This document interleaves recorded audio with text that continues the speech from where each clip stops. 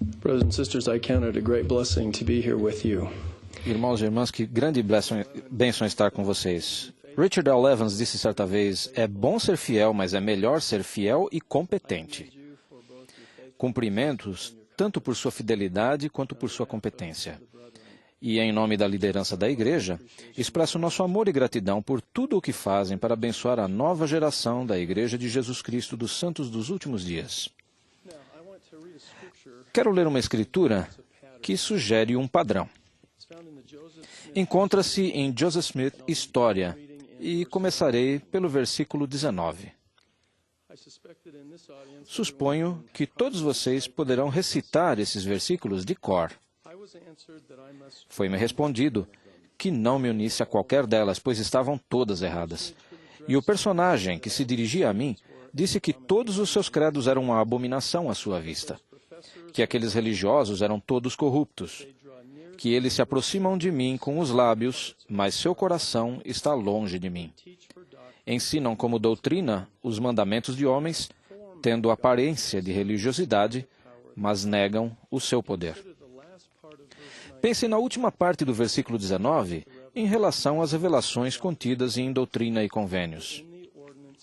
E, sem suas ordenanças e a autoridade do sacerdócio, o poder da divindade não se manifesta aos homens na carne.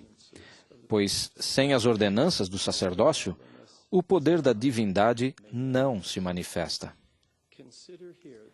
Considerem que aqui diz que eles têm aparência de religiosidade, não têm autoridade, mas negam o seu poder.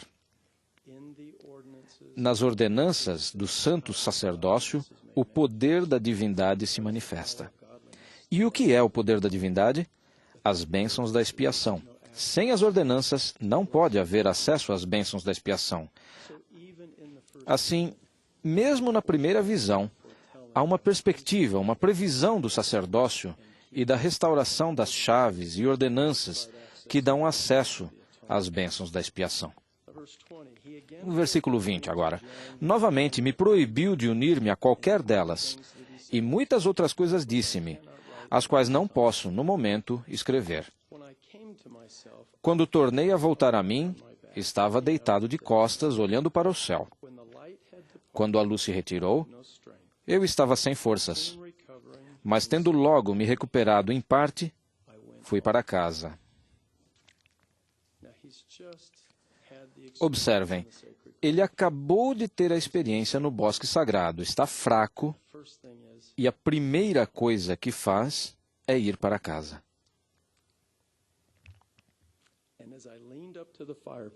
Ao apoiar-me na lareira, minha mãe perguntou-me. A mãe dele estava lá. Lembram-se de que Davi, na ocasião em que os reis saíram a batalhar, ficou em Jerusalém? Ele não estava onde ele deveria estar. A mãe de Joseph estava no lugar certo, na hora certa, quando ele voltou do bosque sagrado e ela o inquiriu. Ela fez uma pergunta simples. Não há indicação de qual foi a pergunta, mas ela perguntou o que se passava. Respondi, não se preocupe, tudo está bem, eu estou bem. Então disse a ela, aprendi por mim mesmo. O que se segue a isso é importante, mas não é o que desejo enfatizar. A frase de Joseph, aprendi por mim mesmo. Gostaria apenas de sugerir que essa simples frase escriturística é algo que deve ser inserido em nossa mente e em nosso coração. Ensinar não é falar e contar. Ensinar é observar e ouvir para poder discernir e depois saber o que dizer. Eu elogio a coragem do irmão Webb hoje, quando falou sobre a aula do Instituto, em que o aluno fez uma pergunta ou fez um comentário, e ele estava mais preocupado em cumprir o plano de aula. Eu estou usando o exemplo do irmão Webb porque ele mencionou o exemplo. Ele estava mais preocupado em falar e contar do que em observar e ouvir para poder discernir e saber o que dizer. Talvez eu pudesse dizer que quando vamos para a aula muito confiantes de que saberemos o que dizer, estaremos totalmente despreparados. Isso não significa que você chegue totalmente sem rumo, mas é preciso saltar do barco. Agora, deixe-me explicar o que quero dizer com saltar do barco. Pessoalmente, não acho que Pedro sabia que poderia caminhar sobre as águas enquanto estava no barco. Isso só aconteceu quando o Salvador o chamou. Ele tinha os olhos fixos no Salvador e assim caminhou para ele. Suspeito até que ele deve ter ficado um pouco surpreso ao perceber que caminhava sobre as águas, mas ele não sabia disso quando estava no barco.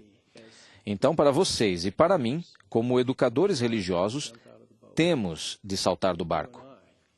E vocês e eu temos de fixar os olhos no Salvador. Ao longo da aula, sim, nos preparamos e sim, entesouramos, mas no momento nos será dada aquela porção que será necessária. Isso pode ser um pouco temerário. E se você não quiser saltar do barco, então não poderá receber a porção maior do Espírito Santo. Não para ajudá-lo, mas para abençoar os alunos, para que aprendam por si mesmos. Acho que a mãe de Joseph não imaginava que estava ensinando algo. Mas quando ela fez a pergunta a Joseph, e Joseph disse, não se preocupe, tudo está bem, eu estou bem. Aprendi por mim mesmo. Ela facilitou o aprendizado para Joseph, que nunca poderia ter acontecido se ela ficasse sentada dando um sermão ou conversando com ele. Ela convidou Joseph a agir como agiu e a dar uma resposta. Então, pelo poder do Espírito Santo, ele aprendeu por si mesmo. Esse é um padrão poderoso. O que vamos fazer aqui hoje, talvez vocês achem totalmente bizarro, mas como sirvo no Quórum dos 12 há quase 7 anos, acho que é algo que vocês esperam de mim. O que eu gostaria de fazer não é dar uma mensagem tradicional, por mais valioso que isso possa ser. Eu preferiria aplicar aquele padrão. Não é uma questão de participação, mas de convidar coletivamente o poder do Espírito Santo para que cada um de nós aprenda por si mesmo. Agora, se aplicarmos esse padrão, vocês vão me ajudar, não somente aqui, mas em todas as congregações onde estão reunidos? Por favor, apenas indiquem que vão erguendo a mão, se querem me ajudar. Gostaria de registrar que nem todo mundo ergueu a mão. Mas está bem, não queremos compeli-los. Eis o tipo de ajuda que preciso.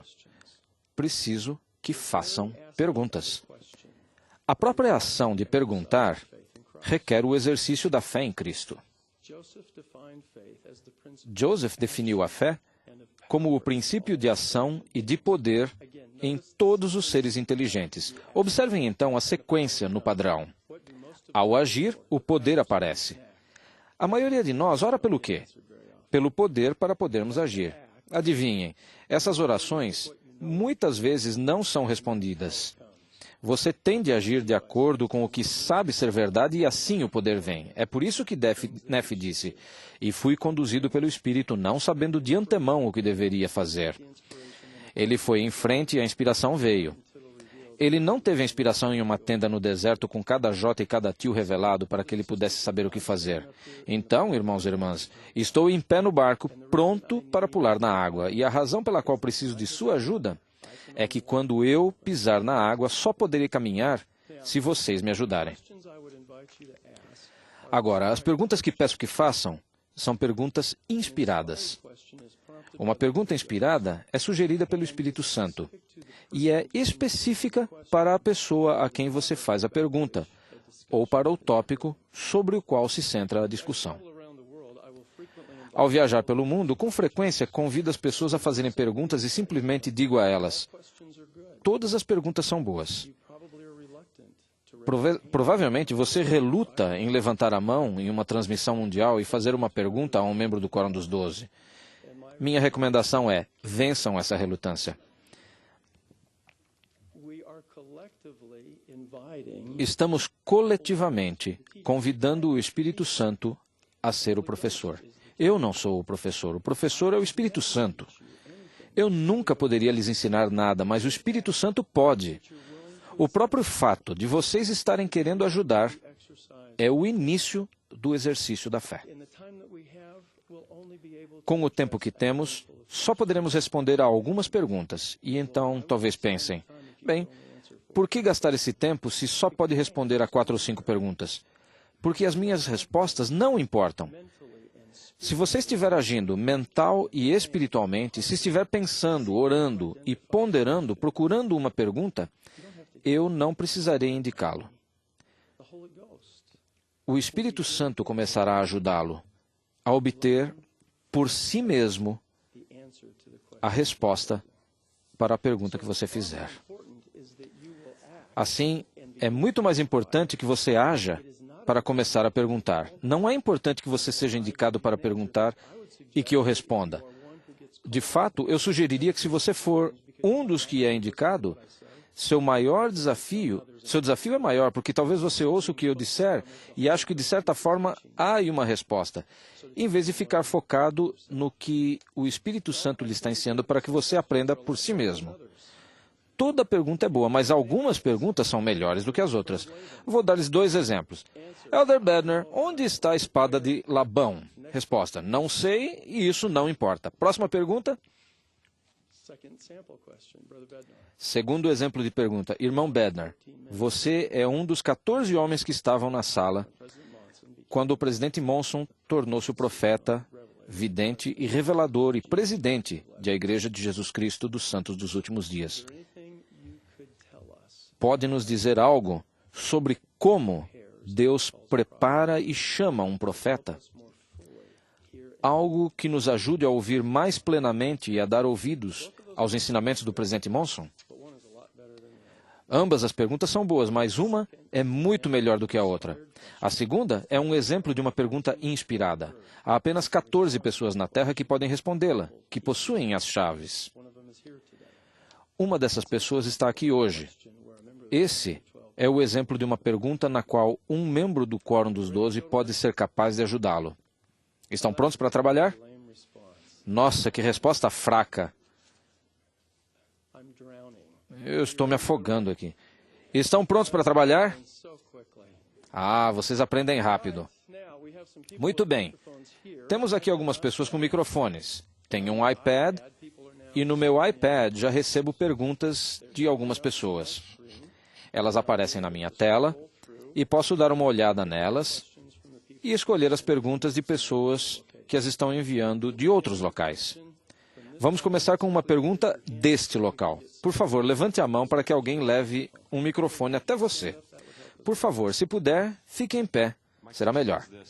Minha pergunta é, como um dos 14 no Quórum dos 12, qual é a importância das expectativas pessoais dadas pelo profeta para vocês? Qual é a importância delas no seu crescimento pessoal e qual a importância da unidade dos 12 em ir ao mundo e proclamar o Evangelho? Bom, vou responder a segunda parte da sua pergunta. Vamos abrir juntos em 1 Nefe, no final do capítulo 7.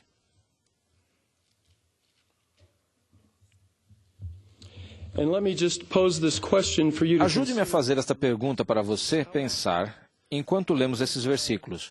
Quantas vezes Leí e toda a sua posteridade e a posteridade de Ismael estão unidos no livro de Mórmon? Quantas vezes isso ocorre? No final do capítulo 7, começando no versículo 21, lembramos-nos de que Nefe foi amarrado e surrado por seus irmãos. No versículo 20.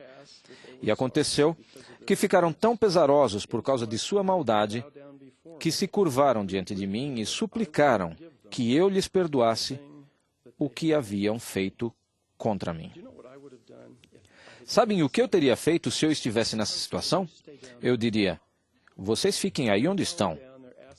Eles estavam curvados, pedindo meu perdão e vou fazer com que eles realmente rastejem. Mas vejam o que Nefe faz. E aconteceu que eu lhes perdoei sinceramente. Vocês devem estudar um pouco mais sobre a palavra sinceramente. Ele não só os perdoou, mas os perdoou sinceramente tudo o que haviam feito. E exortei-os a pedirem ao Senhor, seu Deus, que os perdoasse. Ele não os fez ficar curvados e se rastejar até ele. Ele os dirige ao Senhor. E aconteceu que eles assim o fizeram. E depois de haverem orado ao Senhor, reiniciamos a viagem para a tenda de nosso pai. E aconteceu que chegamos à tenda de nosso pai. E quando eu, Nefe, e meus irmãos, seus irmãos e famílias, e toda a casa de Ismael, chegamos à tenda de meu pai, eles renderam graças ao Senhor seu Deus e ofereceram-lhe sacrifícios e holocaustos. Talvez alguns de vocês saibam disso melhor do que eu, mas acho que provavelmente essa foi a vez em que estiveram mais unidos. Pergunta: o que se segue a esse episódio? A visão de lei. Resposta à sua pergunta: não pode haver revelação sem que haja unidade entre a primeira presidência e os 12. A unidade é a preparação para receber revelação. Enfatizamos sempre a unidade, o que é apropriado. Mas ela é apenas um pré-requisito, ela é a preparação para se receber revelação. Esse mesmo princípio se aplica no lar, no quórum e numa aula da Sociedade de Socorro. Assim, a unidade se liga ao recebimento de revelação e à expectativa estabelecida pelo presidente da igreja. No conselho da primeira presidência e no quórum dos 12, há 15 homens, cada um dos quais, individualmente, tem todas as chaves que foram restauradas à terra nestes últimos dias. Porém, somente um, apóstolo sênior, é autorizado a exercer todas as chaves do sacerdócio. Ele estabelece o tom e a direção, o que é vital e essencial. Isso respondeu às duas partes da sua pergunta? Ótima pergunta. Próxima pergunta. Ali há uma irmã. Por favor, fique de pé para que lhe levem o microfone. E a próxima pergunta sairá do meu iPad mágico. Elder Bednar, como um dos 14 chamados como apóstolo, como um apóstolo é chamado? Qual é o procedimento e como podemos usar isso para nos ensinar e a nossos filhos e alunos sobre como apoiar nossos líderes? Uma vez que não tenho sido envolvido na escolha direta de um apóstolo, essa é, em última análise, uma prerrogativa do presidente da igreja. Mas o padrão aplicado aí seria o mesmo que se usa para reorganizar uma estaca. Então, deixe-me dizer um princípio que acho dará resposta à sua pergunta. No próximo fim de semana, estarei em uma estaca de Sião e vamos reorganizar a presidência da estaca. Não irei como oficial presidente para escolher o novo presidente da estaca. Eu vou à procura do homem que o Senhor já escolheu. Procure fixar esse princípio em sua mente.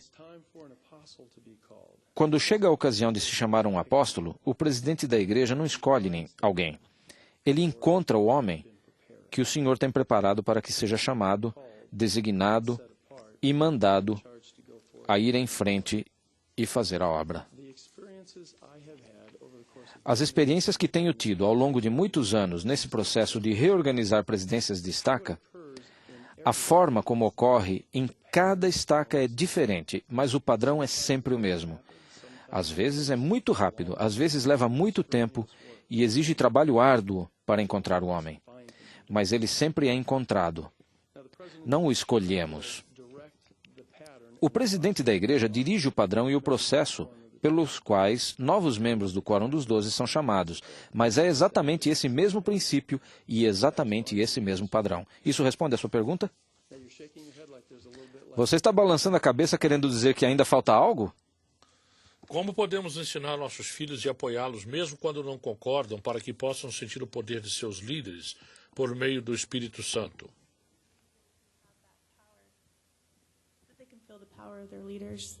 through the Holy Ghost. Okay, good. Ok, bom. Ensine-lhes que cremos que um homem deve ser chamado por Deus, ou uma mulher, por profecia e pela imposição de mãos, por quem possua autoridade para pregar o Evangelho e administrar suas ordenanças. O presidente Monson sempre ensina: quem o Senhor chama, ele qualifica. Para mim, uma das coisas que mais edifica testemunhos é ver pessoas muito comuns chamadas para posições extraordinárias e que se elevam ao nível e à majestade do chamado. Lembro-me, quando era presidente de estaca, de ter chamado um irmão para bispo, a quem eu nunca chamaria se não fosse por inspiração. Quando fiz o chamado, eu disse a ele: você sabe que eu não faria isso se não fosse por revelação. Esse bispo, em particular, por relacionamentos pessoais e outras características de personalidade, não estava na lista de ninguém. Quando apresentei o nome dele na ala para o apoio, era possível ver os membros da ala pensando: bom, não sei não. Ok. Mas se vocês pudessem ver aquele homem 1, 2 ou 3 anos mais tarde, que diferença! Portanto, ajudem os jovens a orar para terem olhos para ver. Não vejam com os olhos do mundo, vejam como o Senhor vê. Ninguém é chamado por causa do que é ou por causa do que tenha feito. A pessoa é chamada por aquilo que se tornará por meio do serviço. Se os ajudar a ver com esses olhos, terá uma das coisas que mais promovem a fé em sua vida. Agora, você balança a cabeça concordando. Acho que agora cobrimos a parte que faltava. Ótimo. Vou pegar uma destas aqui. Não sei de onde veio a pergunta, mas a pergunta é a seguinte: como conseguir que os alunos pulem do barco conosco e experimentem a água por conta própria? É uma pergunta magnífica. Aos professores, eu diria: saiam do caminho. Vocês viram uma ilustração perfeita disso hoje. Um mestre no ensino descreveu aqui algo que ensinou a ele uma verdade poderosa, mas ele não lhes disse o que aprendeu. Ele os convidou a fazer o mesmo e a aprenderem por si mesmos. Conseguem distinguir esse padrão naquilo que ele fez? O que a maioria dos professores faria? Uau, quero mostrar-lhes o que eu tenho. Temos apresentação de slides, eis aqui uma apostila. Eu não estou querendo dizer que nunca façam isso. Não se deixem levar pelos extremos. Só acho que temos ido a extremos ao preparar coisas demais e tantas apostilas ao ponto de as pessoas não conseguirem aprender por si mesmas, o que não aprendem com vocês. E mais,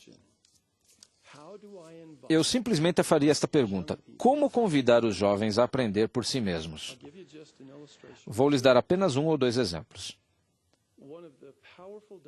Uma das poderosas doutrinas do livro de Mórmon tem a ver com o fortalecimento e a habilitação de poder pela expiação do Salvador. Ele não só nos limpa do pecado, mas nos fortalece, nos abençoa com a capacidade de fazer coisas difíceis que por nossa própria força e com nossa limitada capacidade mortal, jamais faríamos.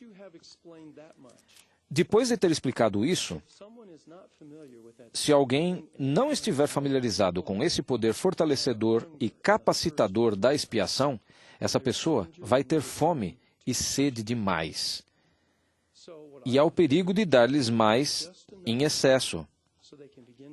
Por isso, o que costumo fazer é dar-lhes o suficiente para começarem a provar. E depois, faço o convite. Obtenha um exemplar barato do livro de Mórmon. Não use as suas escrituras já todas marcadas, mas um exemplar barato do livro de Mórmon. E leia-o do princípio ao fim, procurando por todas as ocorrências que puder achar desse tipo de linguagem. O Senhor nos fortaleceu. Fomos vitoriosos na força do Senhor. Na força do Senhor e todas as suas variações. Essas coisas você encontra em todo o livro de Mórmon, há centenas delas. E não ousem fazer uma busca eletrônica no computador. Vire cada página, procure por elas e marque-as. Quando terminar, pegue esse exemplar do livro de Mórmon e extraia essas coisas. Vocês vão descobrir como fazer isso. Apenas faça da sua maneira. Extraia todas essas situações e depois olhe para elas, compare-as. E depois de tudo isso feito, apenas escreva um resumo de uma página do que aprendeu fazendo isso. Posso dizer-lhes que faço isso no mundo inteiro. E eu faço com os jovens.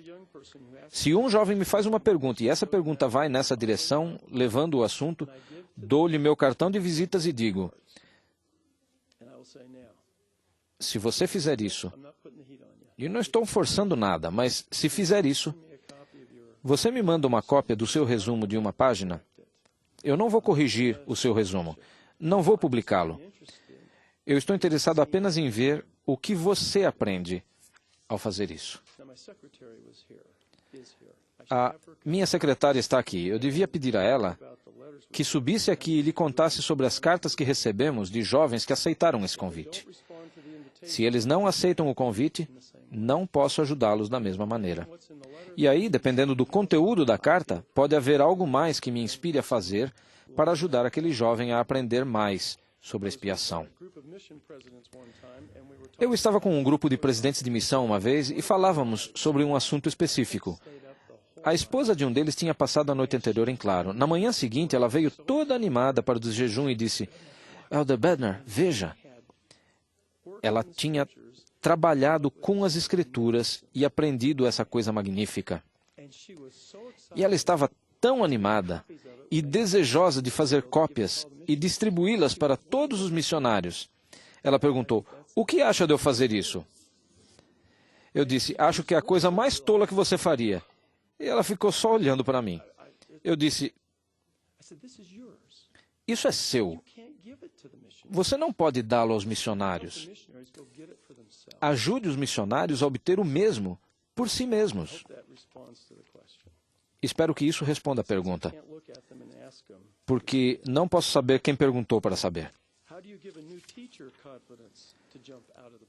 Como dar a um novo professor a confiança para saltar do barco? Bem, você não sabe mais que ele, então salte. Minha resposta é: nunca pense que você é o professor.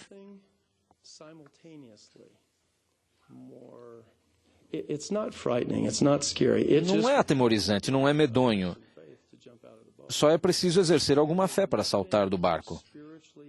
Não há nada mais revigorante espiritualmente do que caminhar sobre as águas com todos esses jovens olhando para você.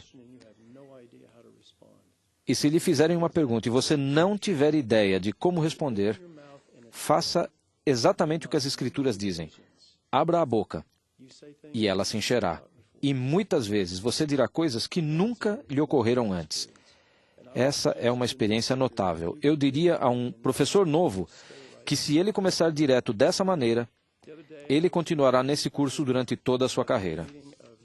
Outro dia eu estava em Richmond, Virgínia. Tivemos uma reunião de jovens de 3 estacas. Um rapaz de 14 anos levantou-se e disse: Elder Bednar, qual é o pior pecado que eu poderia cometer? Pensem em como vocês responderiam essa pergunta. E digo-lhes, de pé, ao púlpito, pensei, não tenho a mínima ideia do que dizer a esse rapaz. Então, parei por um segundo, olhei para ele e disse-lhe: o pior pecado que você poderia cometer é aquele que você pensa que poderia justificar. Preciso ter cuidado quando estou ao púlpito e costumo pensar, para aí, porque quem respondeu não fui eu. Fala-se sobre o fluir da inteligência, mas francamente, se eu não estivesse saltando do barco, não acho que a resposta me teria ocorrido. É nesse ponto que o Senhor estende a mão e impede que você se afogue. Mas não se pode ter essa experiência enquanto se está sentado no barco. Assim, eu não estou propondo apenas sermos radicais, mas é fácil ficar confortável e fazer as coisas repetitivamente.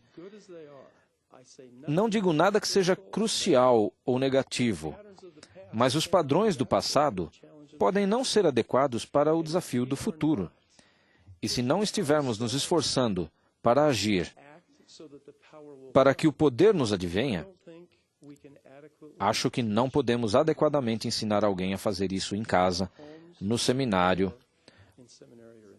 ou no instituto. Apenas recomendo que comecem dessa forma e reconheçam que o Espírito Santo, presto meu testemunho, de que o Pai e o Filho e o Espírito Santo são três seres separados e distintos. O Espírito Santo é um personagem de espírito, na forma de um homem. Ele é o professor. Ele nos fará lembrar de todas as coisas. Temos a obrigação de estudar, entesourar, ponderar, para que, no exato momento, possamos receber o que é necessário, ou, no exato momento, criem-se conexões. E o que entesouramos e estudamos e ponderamos? Coisas que nunca notamos antes. Em atenção a esta audiência, posso só compartilhar com vocês a sequência com a qual começamos esta reunião sobre Joseph, o bosque sagrado, a mãe dele, a mãe em casa, a pergunta dela. Eu nunca tinha pensado sobre essas coisas antes de me ver explicando-as para vocês. Próxima pergunta. Pois não? Só um momento, precisamos de um microfone para que os intérpretes possam ouvir. Tenho duas perguntas relacionadas. Primeira, como apóstolo do Senhor Jesus Cristo, por que você acha que Pedro só saltou do barco, só Pedro saltou do barco? E segunda, Deixe-me responder essa primeira, porque ele era um discípulo absolutamente devotado e o Senhor o chamou. Eis por quê. Ele chamou apenas a Pedro? Não sei. Só sei que ele chamou a Pedro e ele saltou do barco. Muito obrigado. A segunda parte da pergunta é: conversei com um ex-aluno seu e ele disse-me que você teve muito sucesso em fazer os alunos lerem em preparação para as aulas. Como professor, já tentei fazer o mesmo, fazer com que leiam em preparação, para que possam ter uma experiência de aprendizagem melhor e virem preparados não só para fazer perguntas, mas para compartilhar ideias. Não tenho tido muito sucesso em fazê-los ler e gostaria de saber se você teve ideias de como se pode ter mais sucesso em fazer os alunos se prepararem para as aulas. É uma ótima pergunta e quero tentar não apenas prescrever aplicações que podem funcionar para mim, mas não necessariamente para vocês. Acho que poderia tentar apresentar um princípio e depois dar um exemplo. Se você os convidar, e às vezes, no ensino na igreja, não convidamos as pessoas, mas de fato as assustamos. Nós as afastamos ao jogar o jogo chamado Adivinhe o que eu estou pensando. Alguém conhece esse jogo? É um jogo tolo. E se eu pudesse ousar, eu diria que o Espírito Santo raramente se faz presente quando jogamos. Adivinhe o que estou pensando. Adivinhe o que estou pensando. Em que 3 elementos básicos existem no convênio batismal? E aí você acerta alguém em cheio.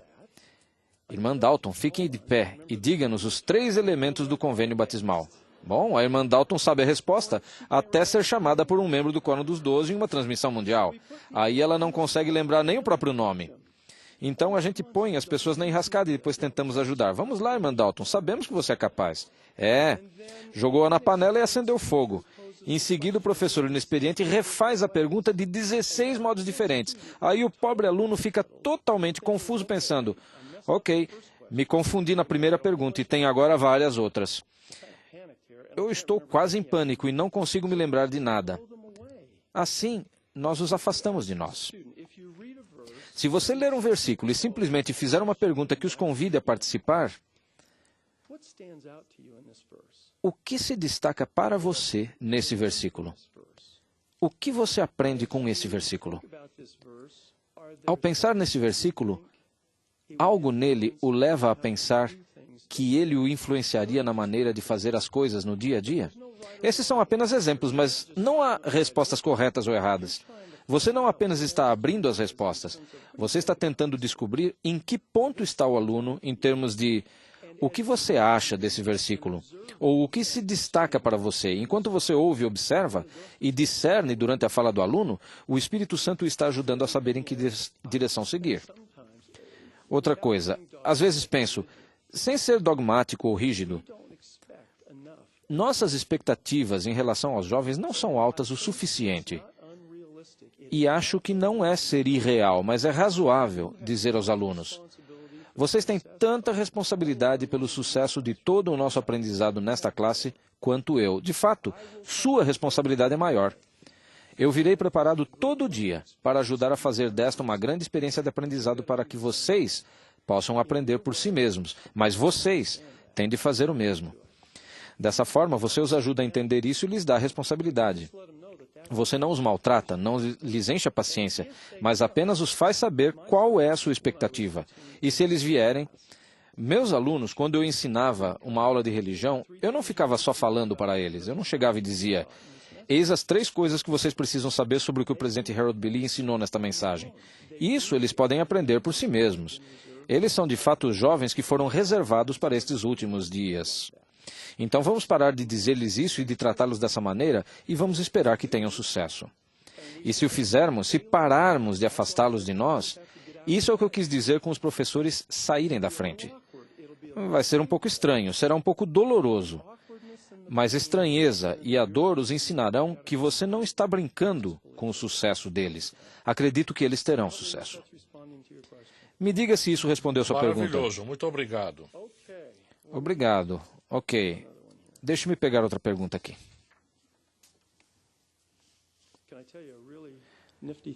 Posso contar-lhes algo extraordinário que fazemos quando falo às pessoas em todo o mundo e que o pessoal do ICS elaborou? Eles elaboraram um pequeno programa para que os jovens da plateia que querem perguntar, mas não querem que ninguém saiba que estão perguntando, isso está configurado para que eles possam tweetar ou enviar um texto com a pergunta. E todas as perguntas ficam disponíveis numa tela ali atrás. Vocês deveriam ouvir algumas das perguntas que eles fazem quando são anônimos.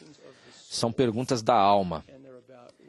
E são sobre o que precisam fazer para arrepender-se e como podem se livrar das correntes que os prendem. É realmente notável, mas sempre digo a eles que essa é a única ocasião em que podem tuitar na igreja. Se o fizerem de novo, vou pegar vocês e dar-lhes um corretivo.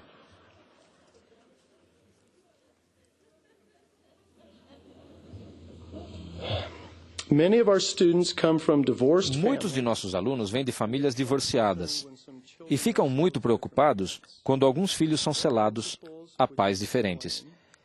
Que princípios você explicaria para ajudar esses jovens? A irmã Bednar e eu, quando estávamos na BYU Idaho, toda segunda-feira à noite, nos reuníamos com 200 ou 250 alunos. Nós os encorajávamos a fazer perguntas e depois lhes oferecíamos sorvete.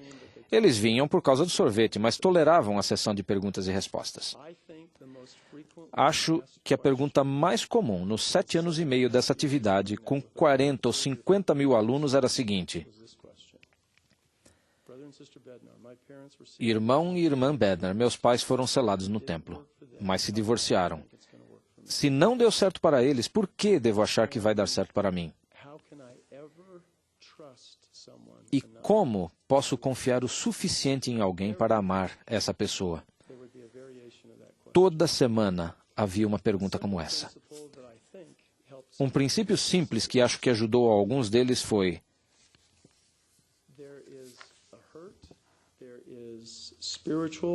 existe dor, angústia espiritual e emocional que advém do divórcio de seus pais. Isso é inegável, inegável. Mas também há lições que vocês podem aprender com isso, por mais doloroso que seja. E o presidente Hinckley falou sobre você não ser o elo fraco na corrente das gerações. Bem, se um elo da corrente se quebrou, uma nova corrente começa com você. E quando você forja esse elo da corrente, ele abençoa não apenas a você, mas irá em ambas as direções e fortalecerá outros elos. Então, tudo começa com você. Lemos o que disse o profeta Joseph e Orson F. Whitney, assim como as palavras do presidente Packer, sobre os tentáculos que envolvem os filhos que se desviam. Alguns pais, creio, interpretam exageradamente isso como querendo dizer que, se eu sou fiel aos meus convênios do templo, que meus filhos ficarão bem. Bom, isso não pode estar certo. Acreditamos que os homens serão punidos por seus próprios pecados, não pela transgressão de Adão. E, portanto, você não pode ser salvo por meio da fidelidade de seus pais. Mas os tentáculos que se estendem por causa da fidelidade de pais em honrar os convênios do templo exercem uma atração espiritual e um puxão sobre os filhos desgarrados. Bom, isso não poderia funcionar da mesma maneira com filhos fiéis aos convênios do templo e os tentáculos se estenderem a uma mãe ou pai que não são tão fiéis quanto deveriam? Então isso se estenderá em ambas as direções e podem ajudar a forjar a corrente das gerações e ajudar a consertar alguns dos elos quebrados, independente da direção. Outra pergunta daqui. Há uma irmã ali atrás, por favor.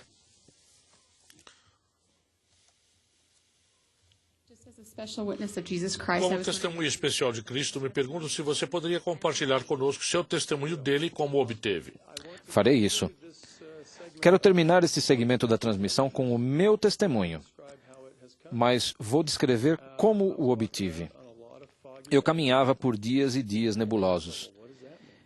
E aí você diz, bem, o que isso significa? Foi sobre isso que falei na última conferência geral, quando falei sobre as 3 experiências com a luz e o que aprendemos sobre revelação. Algumas pessoas obtêm um testemunho quando a luz se acende em um quarto e a escuridão total se torna imediatamente em luz. Bem, todos já tivemos algumas dessas experiências, mas não é a isso que atribuo o meu testemunho. A outra tem a ver com o nascer do sol. Quando você percebe que há luz no horizonte, mas não viu ainda o próprio sol, e a claridade continua a aumentar. Então, em um determinado momento, o sol aparece no horizonte. Está bem, o sol nasceu. Bom, esta se parece mais com a forma como obtive meu testemunho, o aumento gradual da luz, depois uma variedade de experiências, e o sol aparece no horizonte. Mas o que acho mais significativo é que o sol pode surgir em uma manhã nevoenta, e a gente nem o consegue ver surgir no horizonte, mas apesar disso, há luz.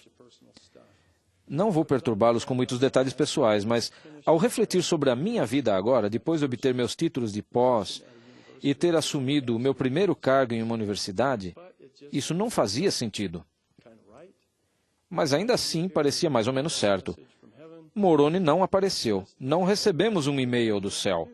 Só parecia ser o certo a fazer. E assim o fizemos. Mas não fazia sentido, e assim foi durante a nossa carreira. Mas refletindo agora, é isso que quero dizer com vagar por aí em uma manhã nevoenta. Havia luz suficiente para eu ir onde tinha de ir. Eu estava sendo guiado, mas não tinha consciência disso sempre. Ah, é isto que o Senhor quer que façamos. Estávamos fazendo o melhor possível. Minha esposa e eu estávamos procurando ser um bom rapaz e uma boa moça e honrar nossos convênios. Agora, com a perspectiva da idade, podemos olhar para trás e ver que éramos guiados em cada momento. Mas na ocasião, nós não sabíamos. Isto, para mim, agora que estou ficando velho, aumenta a minha fé. E acho que você não precisa envelhecer para ver isso. Creio que os jovens conseguem ver isso. Eles podem começar a ver isso em sua vida. Porém, mais importante, conseguem ver na vida deles, em muito do que fazem. Não é nossa tarefa dizer-lhes isso. Devemos ajudá-los a ver para que aprendam por si mesmos. Já disse isso antes e repito. O melhor professor que podem encontrar é o Espírito Santo. O exemplo disso está em 1 Nefe, capítulos 11 a 14, quando o Espírito ajuda Nefe a aprender o que seu pai tinha aprendido e a ver as coisas que seu pai tinha visto. E o Espírito Santo diz-lhe sempre, Nefe, olha. Ele não lhe diz o que ver, mas diz só, olha, o que vês? Então, com base no que Nefe diz, o Espírito Santo adiciona ensinamentos. Ajude-os a ver. Isso responde à sua pergunta? Está bem. Deixe-me pegar outra destas. Você sempre fala sobre compreender doutrina e convênios. Pode nos ensinar o que aprendeu como apóstolo sobre compreender no coração? Compreender é o resultado da revelação, não é compreensão mental. No contexto do Evangelho, quando dizemos compreendo, não significa compreender aqui, significa que senti o testemunho do Espírito Santo. Aplica teu coração para compreender. A Escritura não diz para aplicar a sua mente. Presume-se isso, mas não é o bastante. Aplica teu coração para compreender. Como a revelação vem? Pensamentos à mente, sentimentos ao coração. Quando o Espírito Santo confirma algo como verdadeiro no coração, esse é o começo da compreensão. Tomem o sentido escriturístico da palavra compreender e pensem nessa verdade sempre citada, que é dita pelo presidente Packer. A verdadeira doutrina, compreendida, muda atitudes e comportamento.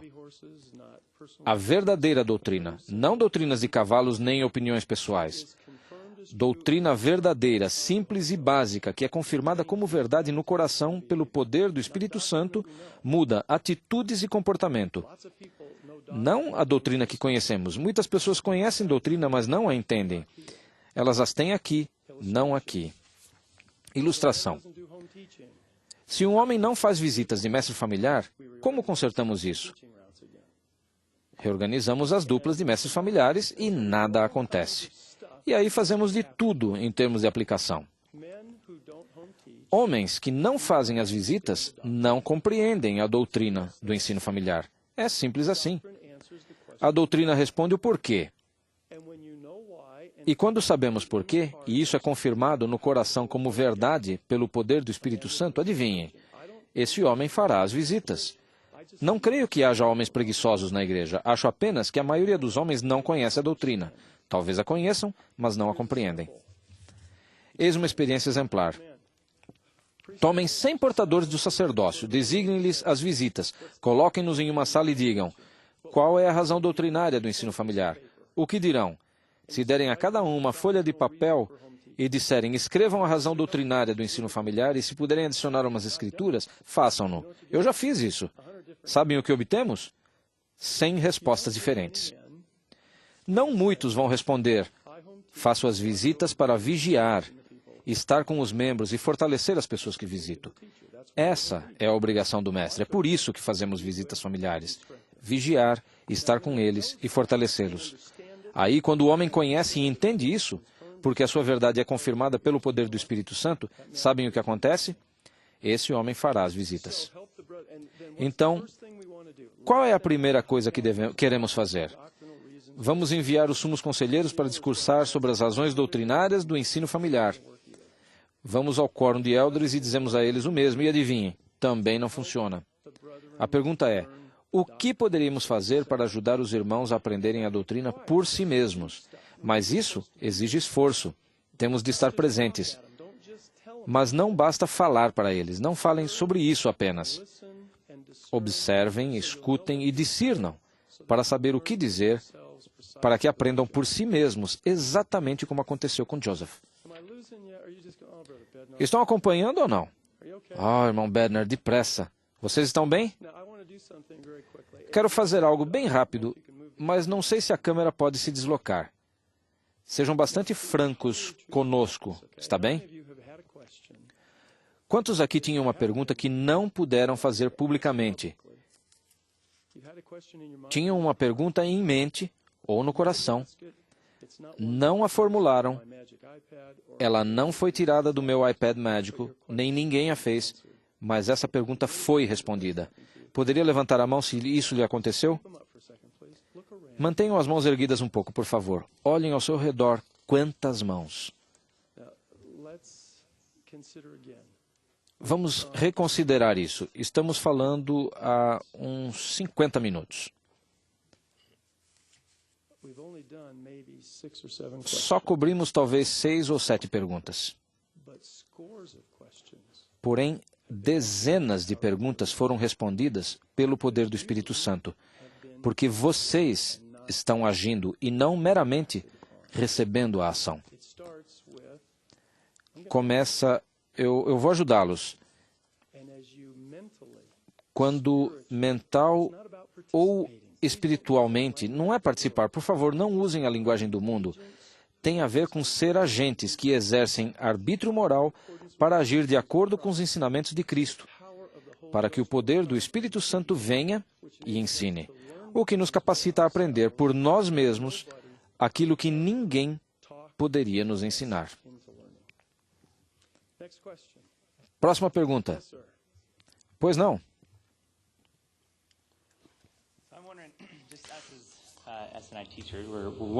Como professores dos SI, como podemos viver à altura do que se espera de nós? E também, como posso ser capaz de usar meus dons e talentos?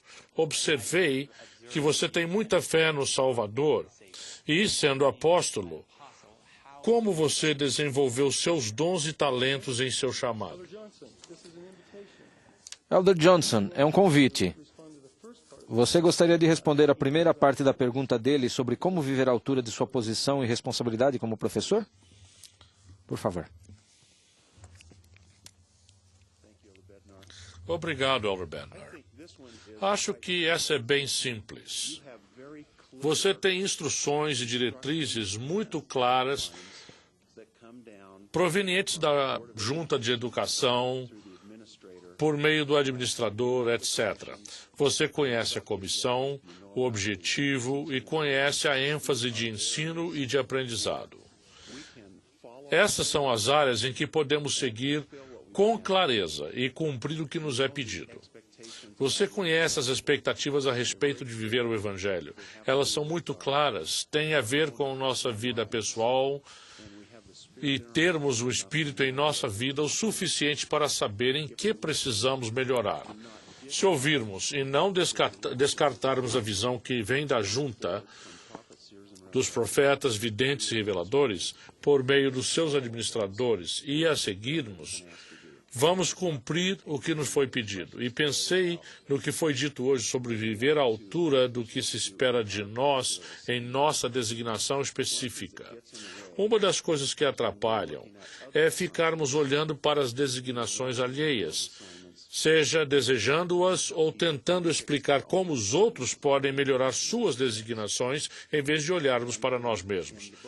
E no livro de Éter, há uma grande escritura sobre quando vimos ao Senhor, podemos ver nossas fraquezas e elas podem tornar-se nossas forças. Isso ajuda, é suficiente, Elder Bednar?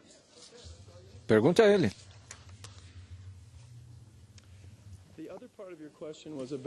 Ok. A outra parte da pergunta foi sobre o desenvolvimento da capacidade e talentos. Eu sugeriria esse princípio em relação aos talentos. Só receberemos dons e talentos espirituais quando estivermos no lugar certo, na hora certa, para que o Senhor possa usar-nos para abençoar os outros. Acho que na cultura da igreja temos uma forma peculiar de falar sobre talentos, tal como: tenho estes talentos, e às vezes somos arrogantes, tipo: você tem muita sorte de eu trazer meu talento para abençoá-lo. Nesse caso, acho que não há talento, ele foi retirado. Qualquer coisa que façamos para atrair atenção para nós, como dizer que tenho esses grandes talentos e você tem sorte, isso se chama artimanha sacerdotal, porque chama atenção para nós. Assim, não que você só tenha um talento ou capacidade específica.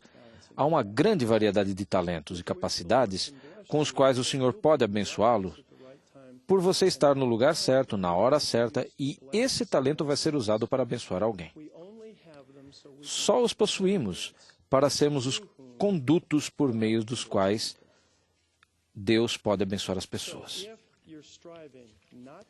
Se você não está se esforçando para obtê-los, quero ter estes talentos como se fossem troféus a ser exibidos, mas se a real intenção do seu coração for ser bom, digno para que Deus, se precisar, possa usá-lo para abençoar alguém.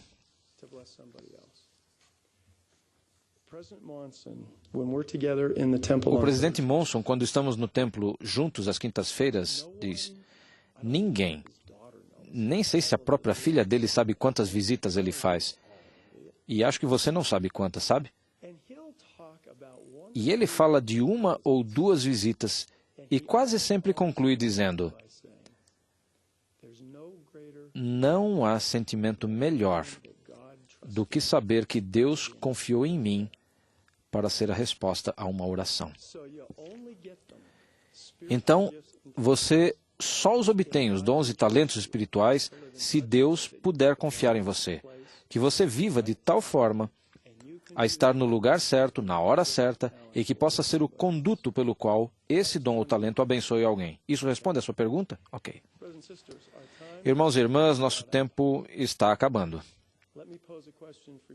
Quero fazer uma pergunta para que considerem. Será que o Senhor traria um dos 12 apóstolos a esta reunião de professores dos seminários e institutos para conduzir uma sessão de perguntas e respostas, para que vocês pudessem aprender que não precisam de um membro dos 12 para responder suas perguntas?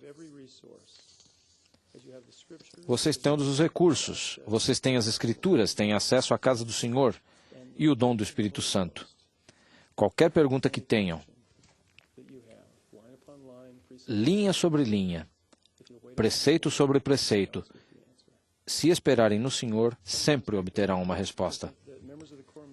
Às vezes, as pessoas pensam que os membros do Quórum dos 12, no dia em que são ordenados, recebem um conjunto especial de escrituras com todas as respostas no final. Conheço uma boa história sobre um dos apóstolos que se dirigiu ao Elder Bruce R. McConkie para fazer-lhe uma pergunta. Ele estava sentado à mesa e olhou e disse: "Você tem as mesmas escrituras que eu." E o outro membro dos 12 simplesmente virou-se e saiu do escritório. Só isso. Pois, por mais engraçado que seja, há um princípio aí. Vocês têm tudo de que precisam. Expresso não apenas meu apreço por vocês, mas o meu amor por vocês. Eu amo vocês. Agradeço-lhes por sua fé e pela contribuição que deram para convidar o Espírito Santo para ser o mestre aqui hoje. E oro para que se lembrem do significado das mãos que se ergueram quando fiz a pergunta: quantos de vocês têm uma pergunta que não foi feita, sobre a qual não falei, e receberam uma resposta? Sou testemunha de que esses jovens podem aprender por si mesmos. Isso exige que alguns de nós façamos ajustes para que possamos sair da frente. E não estou sugerindo que totalmente nos restringamos. Se é isso que passei para vocês hoje, então eu falhei. Não é isso que estou tentando dizer, mas esses jovens, se foram reservados para estes dias, devemos tratá-los como tal. Pois onde muito se dá, muito se requer. Em amor, em convite, em súplica, e eles corresponderão. Vou compartilhar uma última experiência. Vai parecer cruel, mas passa a mensagem de uma maneira que não sei passar de outra forma. Eu estava em algum lugar dos Estados Unidos, reunido com um grande número de jovens de 12 a 18 anos. A reunião já estava indo por 1 hora e 45 minutos e os jovens estavam fazendo perguntas. Então parei e perguntei aos pais e adultos: o que vocês aprenderam ao ouvir as perguntas destes jovens? A resposta global foi que temos subestimado extremamente a capacidade espiritual desses jovens. Então, uma irmã ergueu a mão e disse: "Mas, Elder Bednar, suas respostas são todas tão básicas. Elas não estão nas Escrituras. Poderíamos dar a esses jovens essas respostas se eles as fizessem a nós." E uma jovem muito corajosa ergueu a mão e disse: "Não quero ser desrespeitosa, mas nunca lhe faríamos essas perguntas porque você não nos ouve. Você só fala."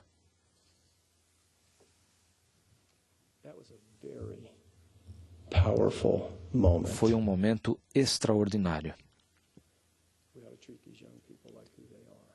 Temos de tratar esses jovens de acordo com o que são. Não empurrá-los, mas convidá-los a agir para que aprendam por si mesmos. Agora, minha resposta final sobre se vou declarar meu testemunho. Claro, com prazer. Pela autoridade do Santo Apostolado, declaro meu testemunho seguro da viva realidade de Deus, o Pai Eterno, de seu Filho, Jesus Cristo, e do Espírito Santo. Sei que eles vivem. Testifico que eles falam. O Pai Eterno tem um corpo tangível e exaltado de carne e ossos. Somos criados à imagem dele. Somos seus filhos. Jesus Cristo é seu Filho unigênito. Eu o amo. Testifico que ele vive e que esta é sua igreja. Ele está à sua frente e ele dirige seus assuntos. Testifico que Joseph viu o Pai e o Filho. Ele foi instruído e de outros mensageiros celestes recebeu a autoridade do sacerdócio e as chaves do sacerdócio. E desde a época de Joseph Smith ao dia presente, com o presidente Thomas S. Monson, tem havido uma sucessão ininterrupta de apóstolos sêniores e presidentes da igreja. Esses são sinônimos que possuem e têm autorização para exercer todas as chaves do sacerdócio. Disso eu sei, mas não é tudo. Disso eu testifico, mas não é tudo. Dessas coisas presto testemunho de que são verdadeiras. Todas são verdadeiras. Também, com a autoridade do apostolado, invoco sobre vocês uma bênção que, ao ponderarem, ao pedirem, ao buscarem e baterem, invoco sobre vocês o espírito de revelação para que possam vir a saber como podem aprender por si mesmos, para que em sua família, aqueles a quem amam, aprendam por si mesmos. E então, em sua sagrada responsabilidade de ensinar a juventude da igreja, que sua capacidade aumente para ajudá-los a agir e a aprender por si mesmos, pelo poder do Espírito Santo. Declaro este testemunho e invoco esta bênção sobre vocês, no sagrado nome do Senhor Jesus Cristo. Amém.